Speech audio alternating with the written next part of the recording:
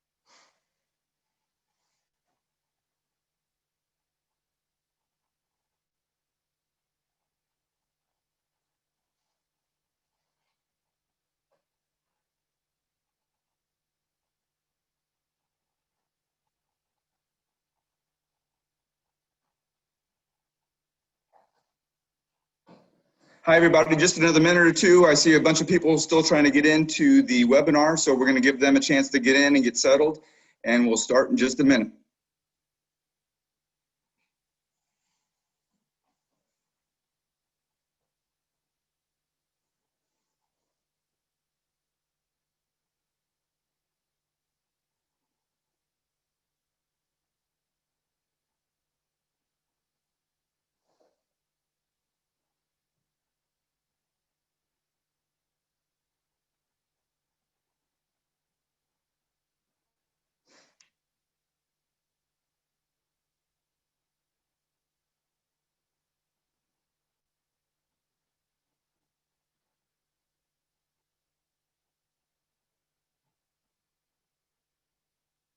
Okay, just another minute or two.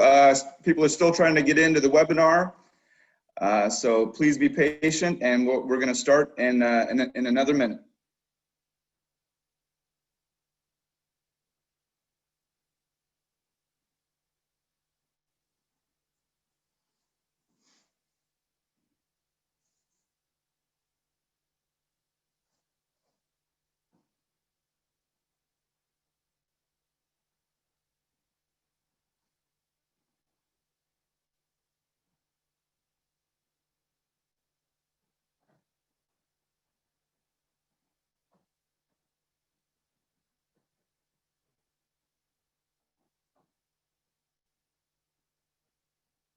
All right, well, good afternoon, everyone, and thank you for joining us.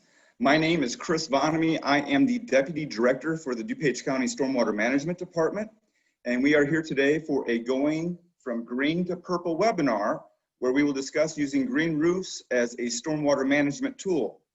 This is a free webinar, and it's 1.5 or 1.0 PDH's professional development hours will be available. We have several of these workshops throughout the year. The Illinois Environmental Protection Agency requires this training under the National Pollutant Discharge Elimination System program. And so we are encouraging governmental staff, including stormwater, public works, transportation, and contractors to attend these webinars. Again, 1.0 PDHs will be available for your participation. And so if you are aware of other staff in your departments that could not attend this afternoon, this webinar is being recorded and the presentations will be made available for viewing at their convenience. So we will email the link to the recorded webinar presentation and certificate for the PDH shortly following the program. Before we get into that, though, I'd like to send out a couple thank yous. First of all, thank you to Mary Mitros. She is the DuPage County Stormwater Communications Supervisor. She is behind the scenes and running our program today. She helped to organize this webinar. I'd also like to thank the Conservation Foundation. They are our partners for all of these workshops, specifically Jan Rail. Jan is the DuPage County Program Director for the foundation. She helped line up our speaker for the program this afternoon. And once again, I would like to thank all of you for joining us.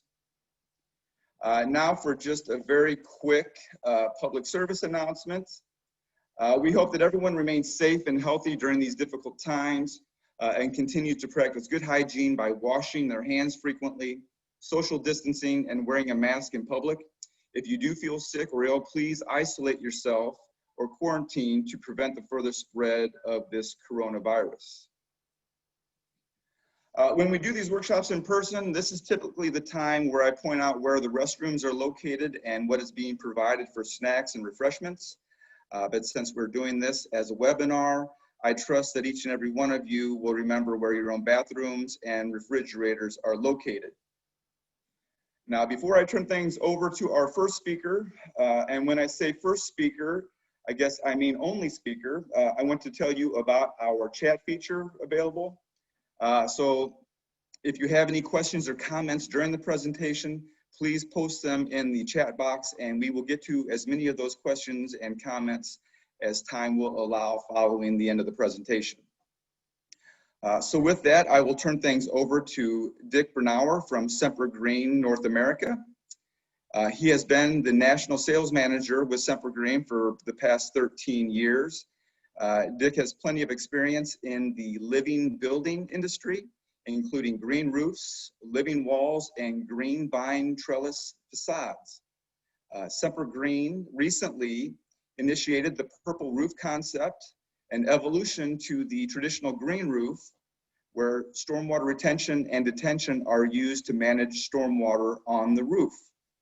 Dick is going to tell us about this innovative purple roof system and how it can handle multiple storm events and still detain water.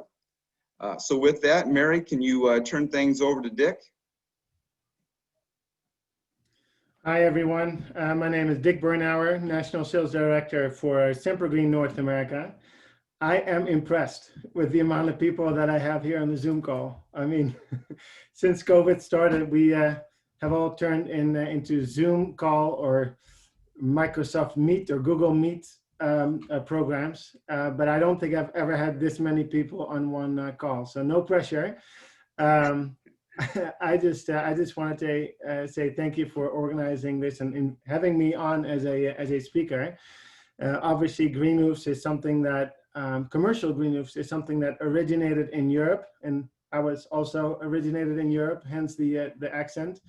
I was born and raised in Amsterdam, moved to Denver, Colorado for a period of 4 months, and that was almost 20 years ago. So met a cute girl, started a family, and have enjoyed living in the United States ever since. We figured with another few Dutch people, we started a green roof company. And this was in about 2007, 2008, when the economy took a nosedive. Everybody loved the idea, but nobody could afford it until we got one project. And that project was rather large. It was in Minneapolis. It was the Minneapolis, the basketball stadium, and the Timberwolves. And the green roof didn't make him play basketball any better, but it sure put green roofs on the map. It was large. It's about 3 acres of green roof. And then people started asking questions like, oh, it's just a tree hugger thing, right? Like it's just for green, or the mayor just picked the largest building in the city and now he can brag how green it is, but what does it do? So you start educating people on what green roofs can do. On birthday parties, what do? I'm an accountant, I'm a banker. With all due respect, not necessarily something that will lead to follow-up questions, but if you do, like I'm in green roofing, it's like, oh, is that solar? It's like, no, it's planted rooftops. And how does that work? How much does that weigh? What maintenance is required? So it really started our interest. The people involved, we dropped our day jobs. We started doing green roofing, and now we do living walls, we do green facades, and pretty much are a go-to person for architects anywhere in North America and say, we want to do a green roof for lead points or stormwater. Where do we start? So I wanted to share with you some slides, and they will be mainly geared towards green roofing. I'll touch on living walls and green facades as well. If you have questions, drop them in the chat room, or just feel free to interrupt, and I'll address as many questions as I possibly can within the time frame that we have. So I'm hoping you can all see my my share, my screen at this point.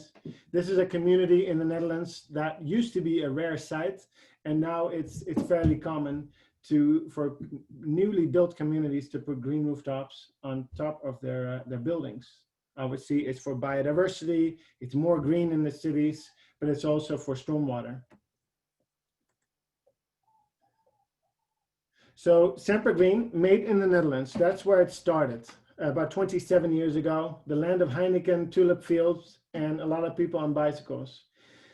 I was created there as well, but slowly, as the Dutch did in history as well, we leave our marks all over the world, and we try to promote the green building. And these are all of our locations. At this point, we have about 21 locations. We're about to open Sempergreen Mexico as well, since obviously there's a lot of living walls, there's a lot of green roofs, and the stormwater issues in that in those locations as well. So green roofs, living walls. Since the group is fairly large, I don't expect a lot of interaction. But if you have specific questions that you would like me to address, just drop them in the chat box, and I'll see if I can get to it. So this project in the lower right was pretty much our first large green roof that we did in the United States. This was in Minneapolis. The top one is in Nashville, Tennessee.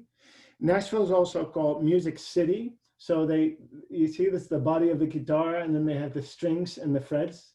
But it was challenging because it had like a lightweight load capacity. It's a sloped roof, it's an undulating roof, so very hard, but extremely nice project to work on. The project behind me, behind my screen, or you can't see it now, but when you could see my face, it was this project, the US Coast Guard in Washington, DC, 510,000 square feet of green roof, mainly used to blend the large building. This is actually 11 stories. Some of the stories are below the ground, but to kind of blend that large facility into nature. You know, then big companies, corporations like LG Electronics, they build a new office, it's going to be green. It's going to have solar, it's going to have green roofs, it's going to have like high reflective windows so that 80% of the daylight is coming in by means of the outdoors instead of the light switch. So plenty projects that we have done. This one is in Chicago, Pittsburgh, Boston. This one is in Cleveland, I believe.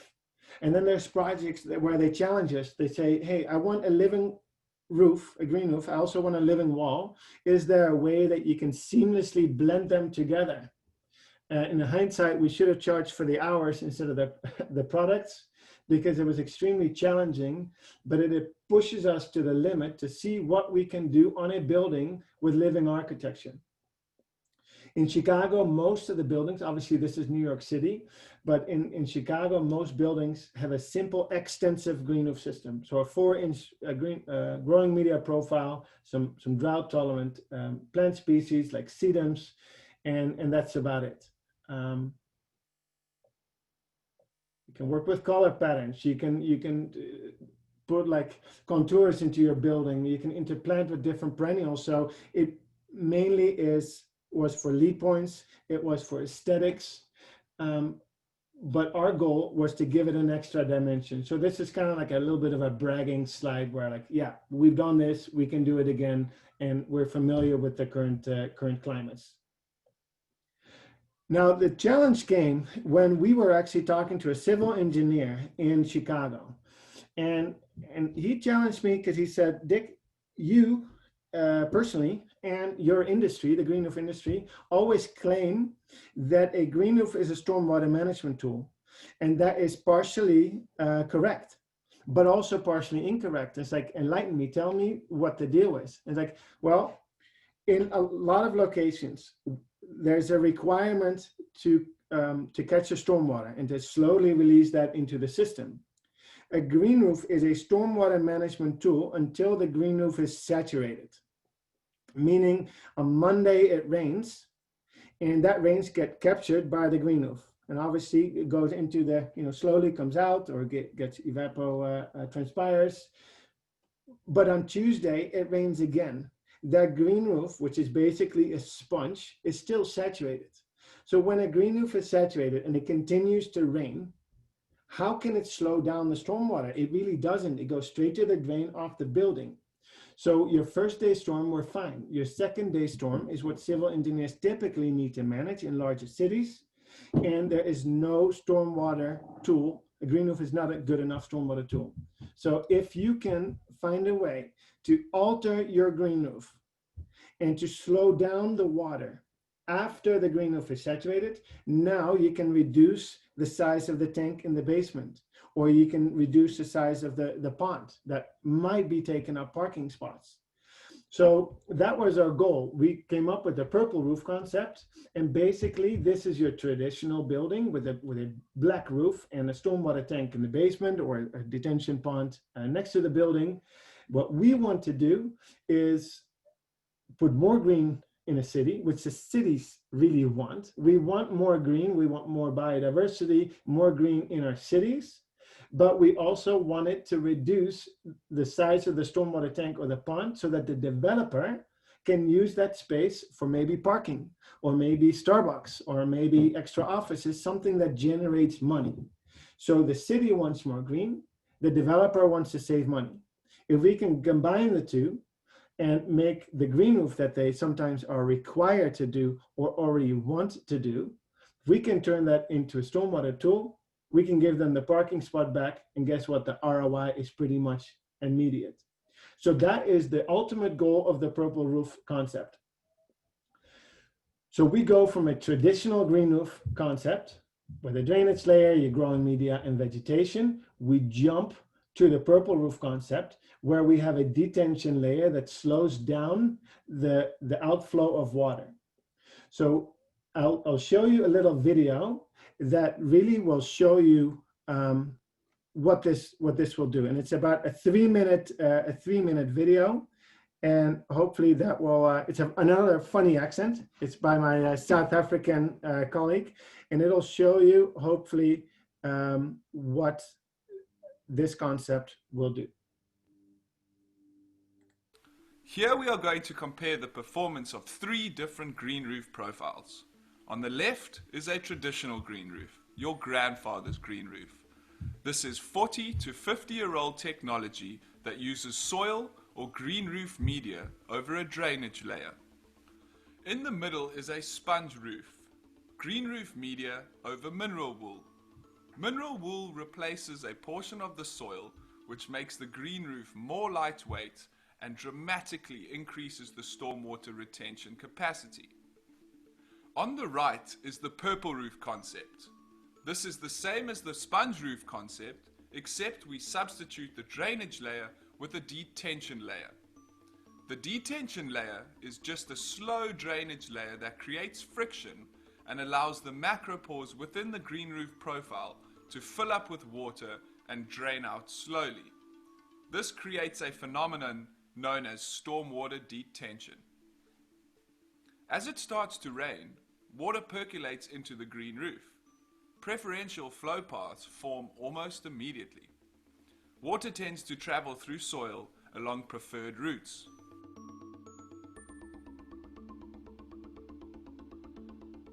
In the traditional green roof, runoff begins rather quickly and long before capacity is reached. Within the sponge roof, mineral wool absorbs water more efficiently than soil. This delays the onset of water significantly and reduces the overall volume of stormwater runoff. In the purple roof concept, the detention layer starts draining at about the same time as the sponge roof, but at a reduced rate. Water backs up into the profile, filling pore spaces that otherwise wouldn't fill. During a design storm, the purple roof profile reaches maximum saturation. The profile would be sized to handle a 20-year, 50-year, or 100-year design storm. Drainage in the purple roof profile occurs over a much longer period.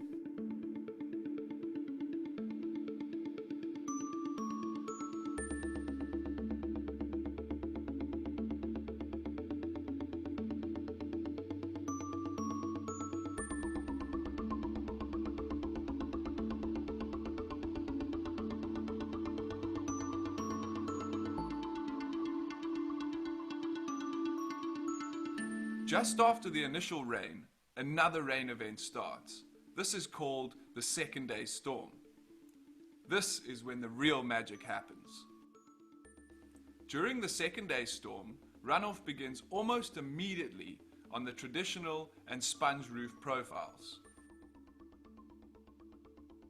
On the purple roof profile, runoff begins more slowly, the profile fills, and runoff is delayed just as before.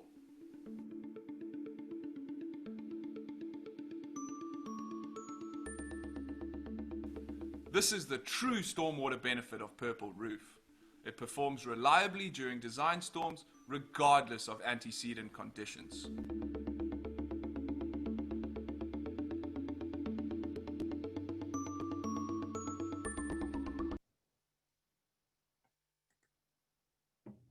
So that is the video continues, and we have longer versions. We have a purple roof location on YouTube where you can find multiple videos and how the hydrology works. But this is just a little teaser to kind of understand what a green roof can do and what a green roof cannot do. Therefore, we started the purple roof concept. And the name purple is because I guess none of our team members paid enough attention in art class, because you have a green roof, then you have a blue roof, and a blue roof basically is a green roof on high heels, where there's a caveat between the membrane and the green roof, and you pretty much have a flow control at the drain. So you're basically ponding water on the roof. I've learned one thing, that the United States is a land of liability and a land of lawyers. So a lot of people are simply not comfortable with ponding water on the roof. So we were able to come up with an in-between, like the Diet Coke of the blue roof. And we thought, and here comes the not paying attention in art class, if you mix a green roof with a blue roof, green and blue, if you mix it together, you make purple. And by the time somebody told us that it really doesn't make purple, but more like a murky brown, we had already created the concept. We had already created the website. So we were a little late, but the name is sticking, and we just had to give our concept a name. And just know that it's a non-proprietary concept. So it's not just a Semper Green product. It's basically a recipe for a chocolate cake. And as long as the chef follows the ingredients of this concept, they will turn their green roof into a stormwater management tool. And that gives the value, a green roof, much more value, rather than, hey, Joe, your green roof is $1 a square foot cheaper than Dick's. I'm going to go with Joe's green roof. So the value is really by reducing or eliminating the stormwater tank on the project, while having some beautiful green roof on top of your building. Are there any questions regarding green roofs in general? So, because I'm going through it like fairly quick, and we developed a whole bunch of tools that can calculate the saturated weight of the green roof that you have to put on top.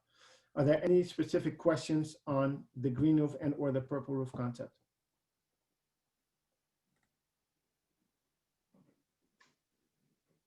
I see one, Elizabeth, how much rain does the city need in order to avoid having to water the green roof? So that's a good question, because typically people don't want to water their green roof. So what we've done, basically the answer is even in Seattle, there's not enough rainwater to not have to water your green roof. So we developed a little tool. And the tool is a retention modeler, and it's all on our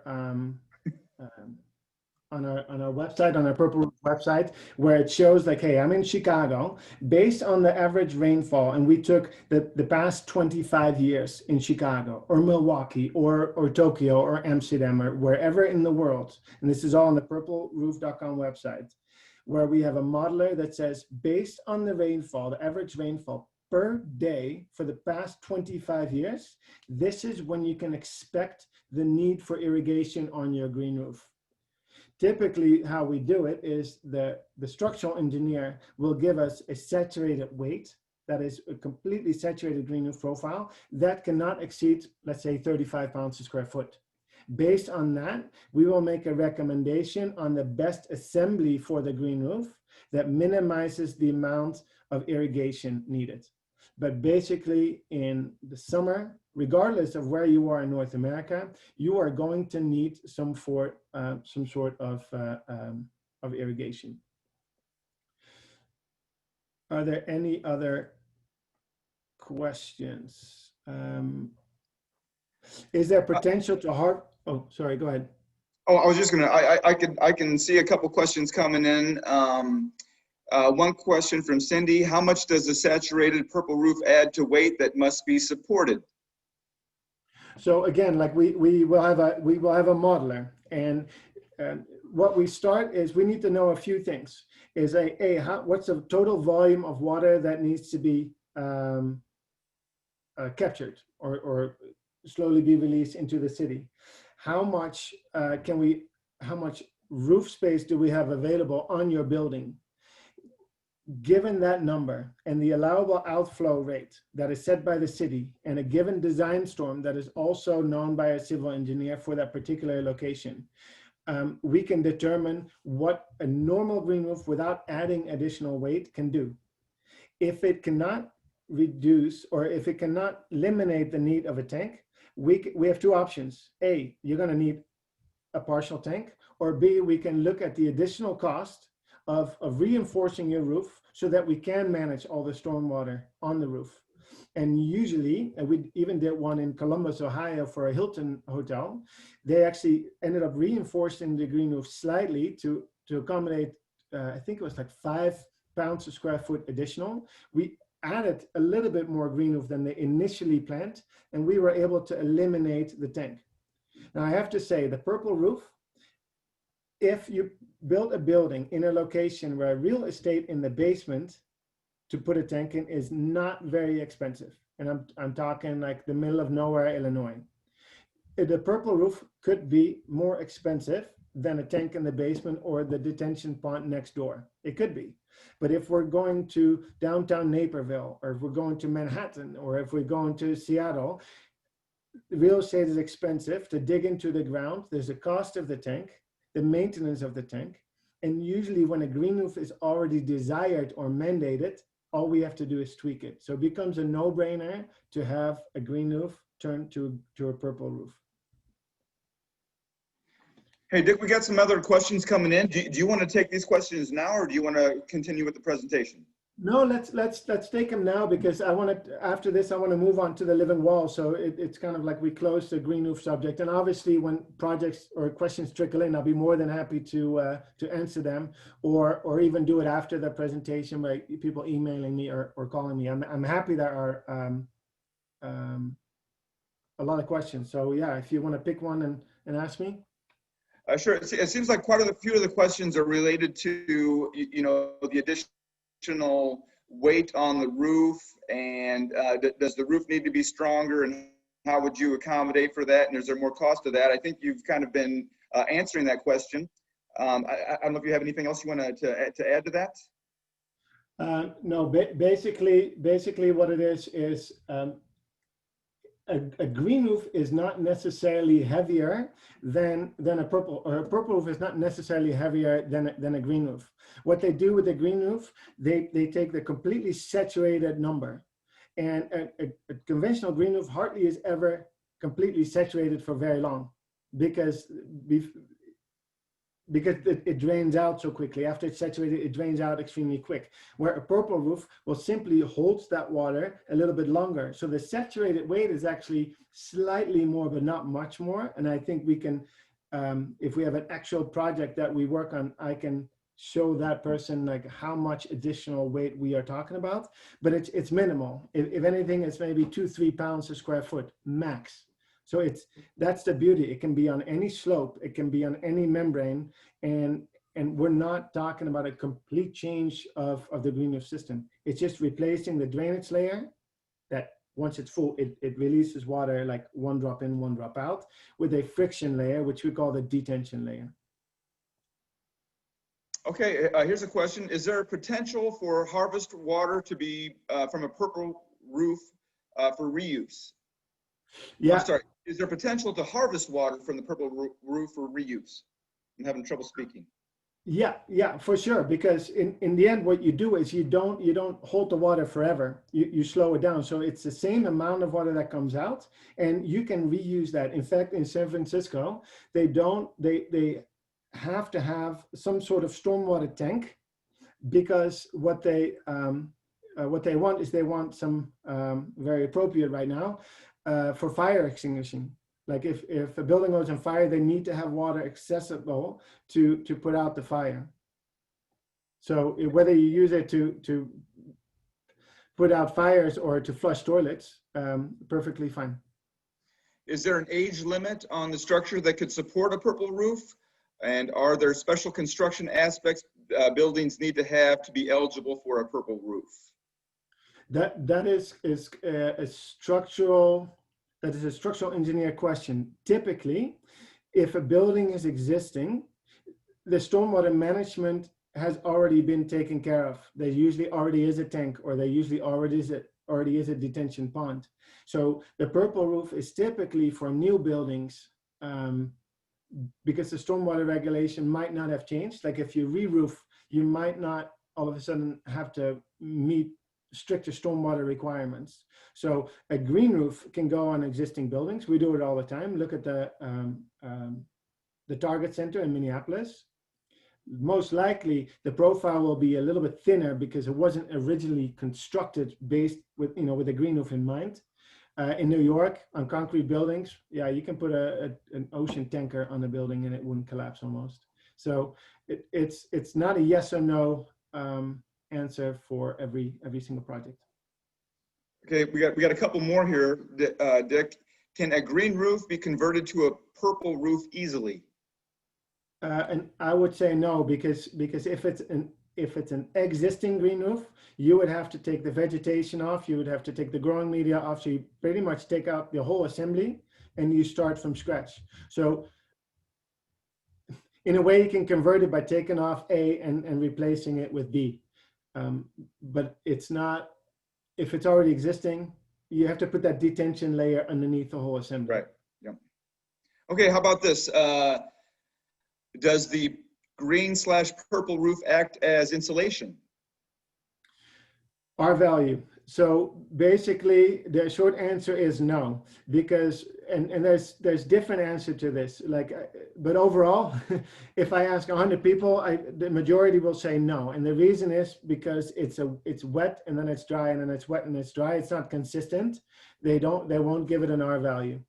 That's the short answer. The complete answer is a little bit more complicated, and I might have to park that question and elaborate that in maybe a follow-up email. The short answer is there's no official R value to the green roof. Okay, a couple more. It says, this sounds like another structural question maybe. What happens in winter if there's a very large load from a big snowstorm? Snow load is in addition to the saturated weight of the green roof. Okay. But for the plants, it doesn't matter. Most of the sedum varieties that are typically used on extensive green roofs, they're alpine varieties, so they can handle the snow. If you go, we did a project at the University of Wisconsin in Superior.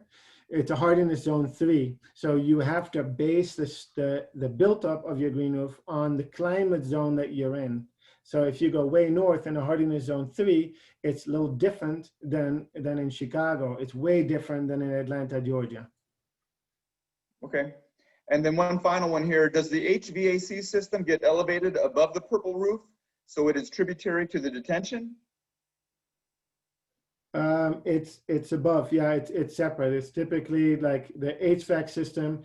Usually the green roof will be surrounded, or the purple roof would be surrounding the HVAC system. If anything, but this would be a specific calculation for that building, you can downsize the HVAC system, because the green roof basically is you put a layer on top of your building. So my wife is a teacher in a two-story building, and it's extremely hot. There's no air conditioning, or maybe there is one, but it's not working very properly. So when you put a green roof on top of your school, your two-story building, which we've done a few of in Chicago, it keeps the building quite a bit cooler. So downsizing the HVAC is definitely a possibility if it's a 1 or 2-story building, but the HVAC doesn't really contribute to the purple roof. Okay, great. Thank you. I think that's all the questions for right now. I'm sure more will be coming in, but if you want to continue with the presentation, that would be great.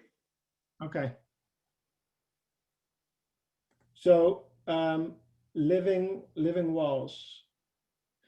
Living walls is aesthetics. Living walls is beautiful. Living walls are you're adding nature to the side of the building, and the whole building comes alive. It's spectacular, but it comes at a cost. So we've been doing living walls for about 9 years, and I can guarantee that most people that I show a living wall, they say, wow, that's amazing and I want one. But it's almost like the latest BMW, like, yeah, it's really fast, lots of horsepower, fancy color. How much is it? Oh, $150,000. I can't afford it. So what we see in as far as potential customers are people that have money to spend on aesthetics. Think before it was the hotel industry. Obviously now it's a little rough or very rough for them. We have tech companies, we have lobbies, we have restaurants, and sometimes it happens on outdoors of buildings like you can see in this picture. But bluntly put, it's an aesthetic feature that will run about $200 a square foot. So yeah, it's pretty. Can you afford $200 a square foot? No, then let's go to another alternative, which I'll touch on in a little bit. But if you have the budget, and to do a living wall on your building is phenomenal. It's a talking piece. It's somebody called it very Instagrammable, and it's completely what it is. Like here's a mini dealership, and Mr. B was the owner. His name is Mr. B. So Sorry, we put it. You have your screen shared right now. What's that? I don't think you have your screen shared right now. Okay, hold on. Let me. Oh, I forgot to click this. Can you see it now? Yeah, yeah, there we go. Thank you. Okay, sorry about that. I selected the screen, but I forgot to click share. You think I'll be an expert on Zoom by now. So this is Mr. B. Now it makes more sense. It's a B on the side of the building that we incorporated into the living wall. So you can include designs in a building. Obviously the buildings, whether they're indoor or outdoor, will look different based on light levels, based on plant selection, and based on the budget that's available. Colder climates, we've done them. A lot of living wall systems are mainly for the interior, and interior living wall systems you cannot put on an exterior of a building. That's just, it looks good for about 6 months, and after that it gets too cold and it'll simply die. So we have an exterior living wall system. Parking garages, typically the ugliest structures known to mankind. You can green them to make the surrounding community a little bit happier. This is obviously in a downtown center. You can put them on curved walls. You can put them in restaurants. You can put them in many, many different locations. This is the Keller Center, the University of Chicago, recently installed. So where they say we need a talking piece, we need people to feel more at home. We need to bring nature inside, especially post-COVID. I think the people that go back to their offices, they want to be a little bit closer with nature. So you see a lot of vegetation in pots, but the living walls the interest in living walls has skyrocketed since COVID started. This is the Hyatt Regency hotel. I think Jan told me she went to Amsterdam. Not sure if you saw this, but this is an award-winning living wall. So basically what it is, it's a rock wool panel that comes pre-planted based on the design that the customer and the architect will choose. And right now we're working on living walls for communities. Billboards are also in the same bucket as parking garages. They're ugly creatures. But now in New Jersey and in Pennsylvania, we are wrapping them inside a living wall, which gets a lot more support from the community. So what we do is we have pre-planted panels. Every panel gets irrigation. So you don't just dump water from the top and hope it makes it to the bottom, but every wall, every row will get irrigation based on the needs of the plants in that specific zone. So it's rock wool. So there's no growing media other than rock wool. So there's no plants, no soil involved, and which also insulates the roots quite a bit. When the temperature gets cold, we want to make sure that the roots don't die, because plants die because the roots die and not the foliage just freezes. Then there is a flexi panel plant care system. What this does is there's water sensors inside the living wall, and they will tell, it's all web-based, so they will tell the maintenance company, they will tell the facilities manager, and they will tell our office at Sempergreen that the water level, the moisture level in a specific zone is too high or too low. When it's too high, we're overwatering. When it's too low, maybe shut off the water. So immediately we get notified on our computers that the moisture sensors are off, or they notice something is not correct. The fertilizer tank is empty, we get notified. An outdoor living wall typically gets irrigated until the weather gets cold. And I'm in Colorado, and we had snow yesterday. No joke, we had 3 inches of snow outside my house. Tomorrow it's going to be 76 degrees. So a living wall needs to get irrigated every single opportunity that it gets. So if you have a warm day in the winter, we need to make sure that the wall gets irrigated. So it's a self-winterizing system that the moment the temperature drops below 34 degrees, the pipes get blown out and it winterizes. But during the winter, you might have a warm day, the engine kicks on, we water your living wall, and that's the key ingredient why an exterior living wall will remain completely covered, and you don't have to replace the plant. So this is the plant care, that's the plant care system. Basically in the winter, that's what people, it's probably one of the questions that I'm going to ask, that I'm going to get asked is like, what about, how does this look in the winter?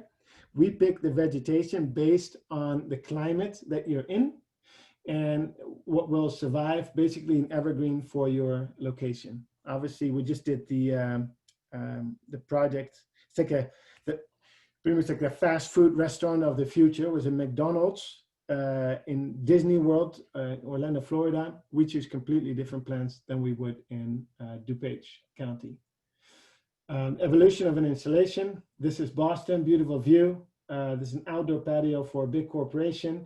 We place the Omega profiles on the existing wall, and the Omega profiles keep the vegetation and the living wall system about 2 inches away from the structure, just in case if there is a leak.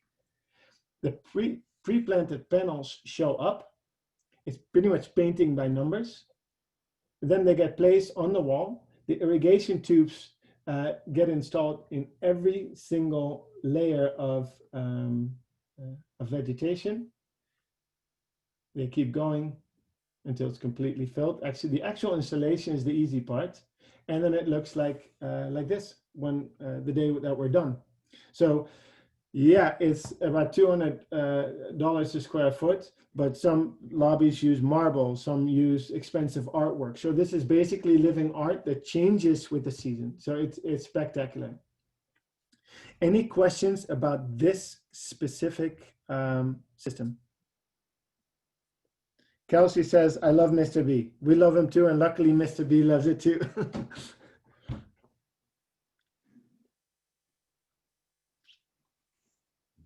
I think that is...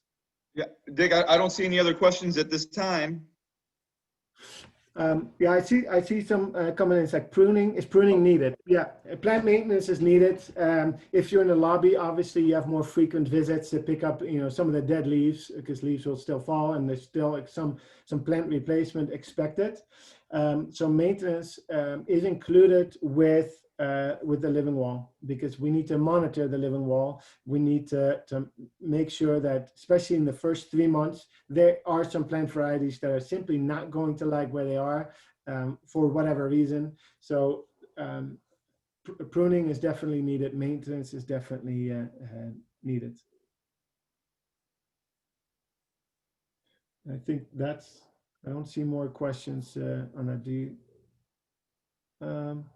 Noise walls. Yeah, we sure do.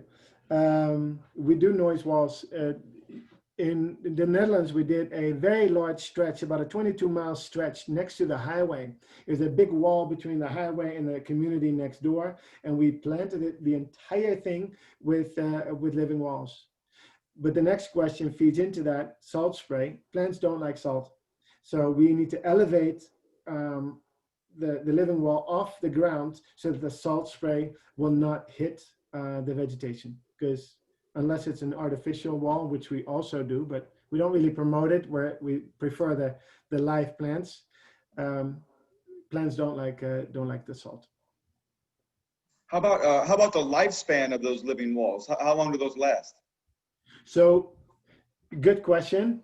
So with this particular system, and somebody described it to me as a vertical garden, because the root system can go from panel to panel to panel, because there's no hard edge outside the panels. So if the root system can grow pretty much limitless until the very, very edge of that living wall, the foliage will get a lot bigger too, versus a little potted living wall system that you pretty much place on a shelf.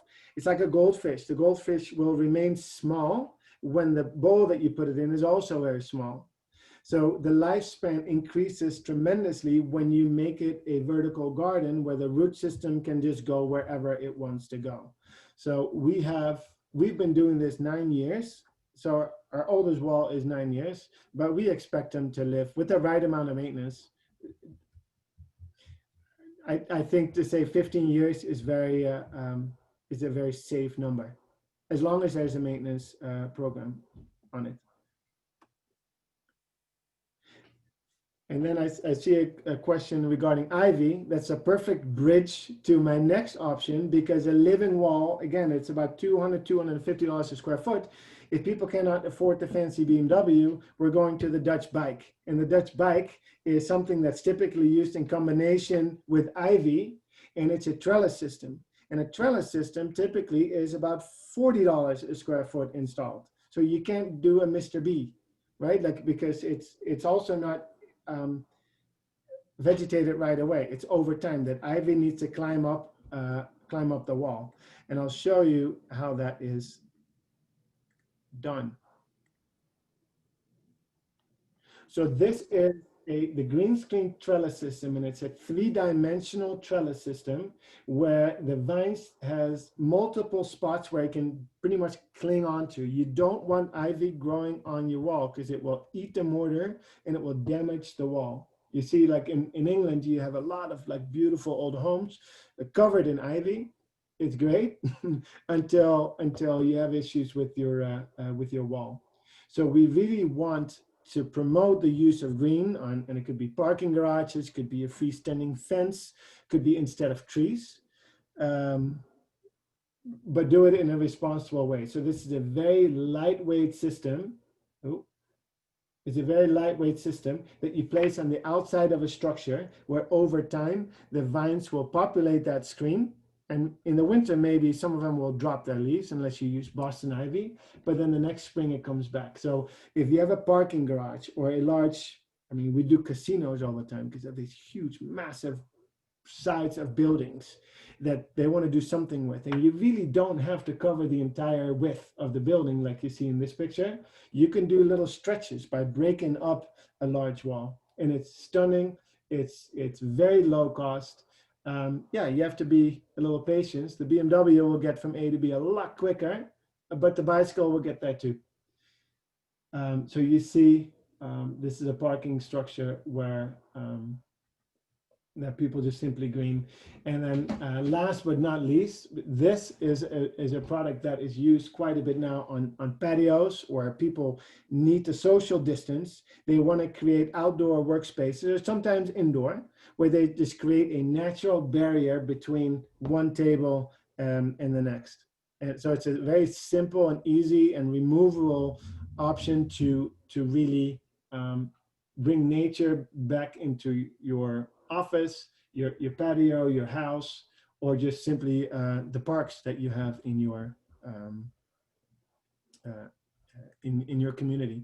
So I can literally talk about this. I give you like New York elevator pitches about the green roofs, the purple roof, the living wall, and the trellis facade. I can talk about this for days. I'd be more than happy to talk about specific projects, maybe after the meeting, or maybe another day when you have an actual project that you want to discuss. Are there any questions about the Vine system? Or the green roof? We can go back to the green roof, purple roof, anything that I just discussed.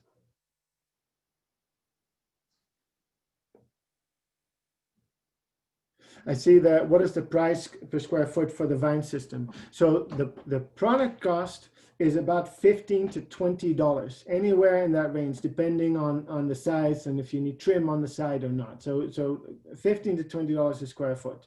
The installed cost, including the plans, usually is around $35 to $40 a square foot. And I say that because I'm talking to people in DuPage County. If you are an audience in New York City, I would probably go with $80 a square foot because everything is more expensive in New York City.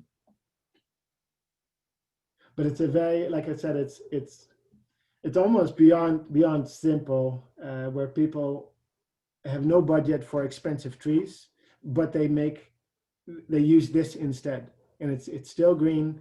It attaches directly to the structure, so you don't need a lot of space. You don't need massive planter boxes for that tree. Super easy. Plenty examples in the Chicago area or anywhere else in the country for that matters. So if you have a project, I'm pretty sure we can find a similar project or somewhat similar project that we've done that we can share with you.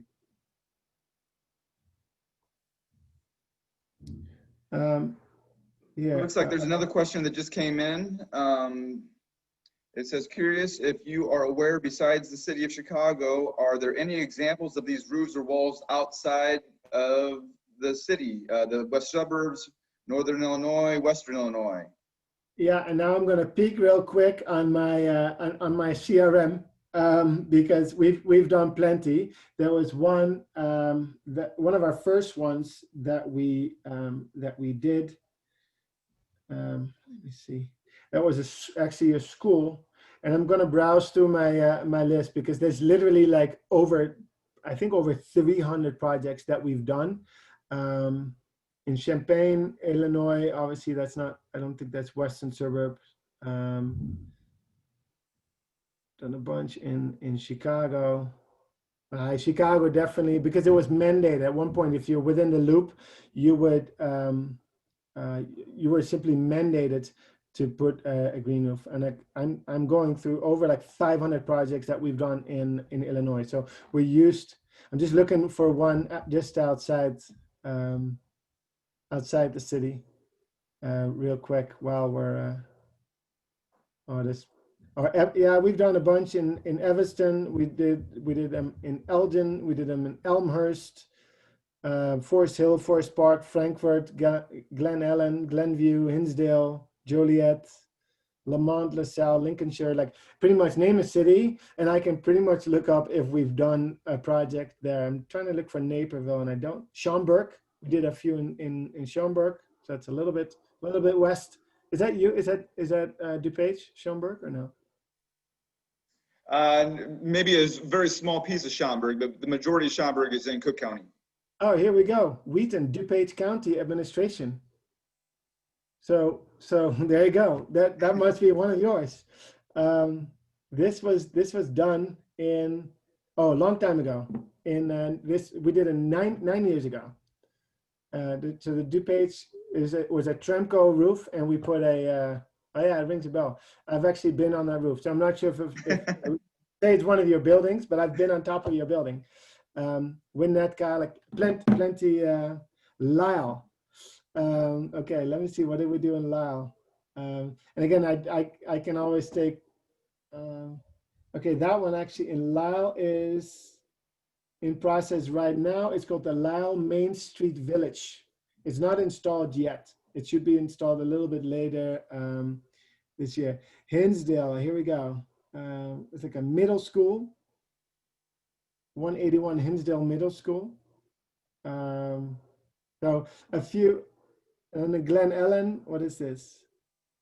Oh, it's a residence. In Glen Ellen, we just did a small one. It's called Scooter Bay, wherever that is. It might tell you more than me. But anyway, there's plenty of projects. The vine system was installed at the Whole Foods in Chicago proper. The entire wall of the Whole Foods was done with ivy, and it looks amazing. If you go to the greenscreen.com website, it's actually one of the showcase pages. And Hey, Dick, there was another question that just came in, again, regarding maintenance. Long term, can these walls and green roofs easily be maintained by municipal crews or others with no advanced knowledge of the systems?